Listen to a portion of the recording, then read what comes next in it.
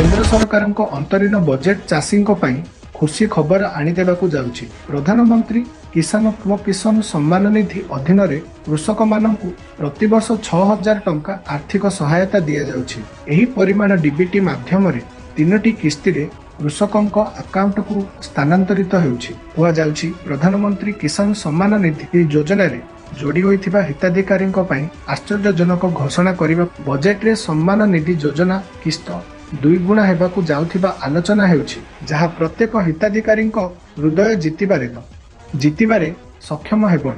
एभଳି हेले समस्त चाषी लटरी लागिबाकू जाउथिबा कहिले भूल हेबनी। किंतु केंद्र सरकार वर्तमान सुधा एहाकू नै कौनसी घोषणा करि नाहंती, किंतु आकलन करे जाउछि। एभଳି घोषणा हेबाकू जाउछि जदि अंतरीण बजेट रे सम्मान निधि योजना रे किस्ती टंका को वृद्धि करी 2000 रु 4000 करे जिबे, तेबे एहा कौनसी वरदान ठारू कम हेबो नाही।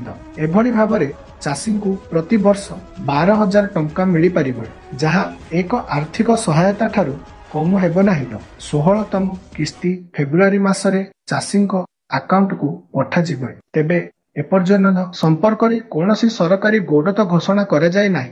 हिताधिकारी तालिकारु बहु संख्यक लोकंक नाम अपसारित होइथिला।